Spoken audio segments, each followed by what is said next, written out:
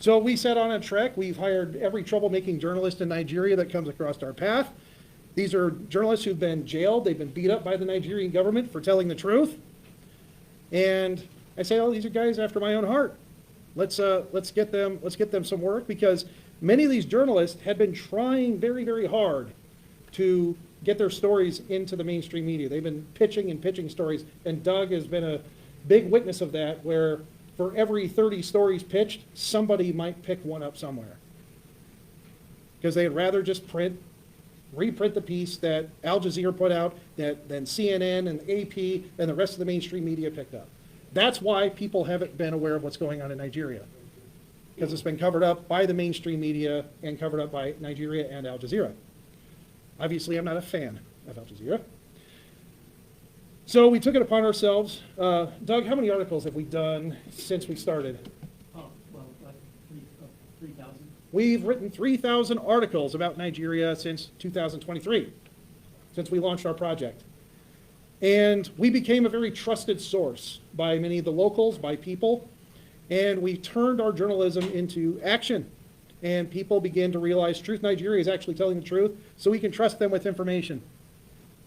And so we've been able to issue, again, over 125 terror alerts with 90% accuracy. And in every case, the Nigerian government did nothing with advance warning of attacks. They knew well in advance.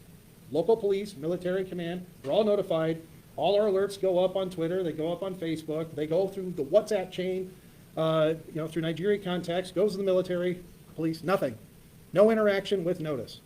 So that only proves one point: government complicity. 100% government complicity. So as we're getting more and more information, and as we get more articles, we're getting more data, the data still is not accurate enough, and we are trying to correct that. We are trying to get the data, get very accurate data and reliable data. Now, the Nigerian government, working through now American lobby firm DCI, spending $9 million in 6 months to really what it means is combat our narrative. To combat the narrative that there's no genocide in Nigeria.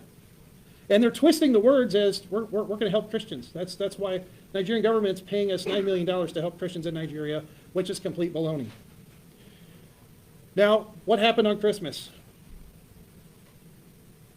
We sent missiles into Nigeria to attack the ISIS-affiliated group.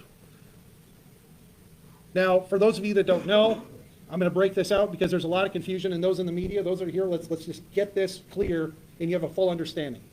You have 3 major terrorist elements in Nigeria. You have the ISIS faction, which are the Lakurawa tribe, which is the smallest of the 3.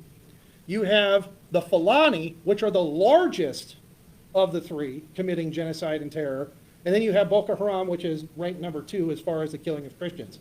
But the number 1 killer of Christians in Nigeria are the Fulani ethnic militia.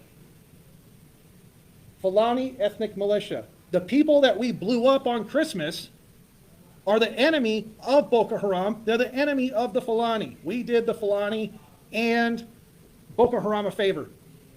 And they're only responsible for killing a tiny, tiny, tiny portion of Christians.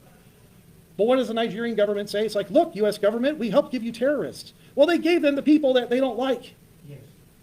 They gave them the information and cooperated with the U.S. government for the people that they don't like, while completely ignoring the Fulani ethnic militia, the ones that are actually doing the killing of Christians across Nigeria.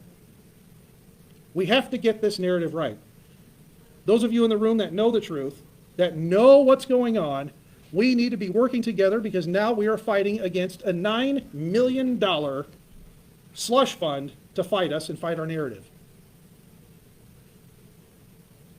That means they're going to be going after conservative media. They're going to be going after Republicans. They're going to be going after people that are, I would consider, on our side of the fence to change the narrative and to change the focus and get the focus off of the Fulani, because they don't want that being said. They don't want the focus going on the Fulani.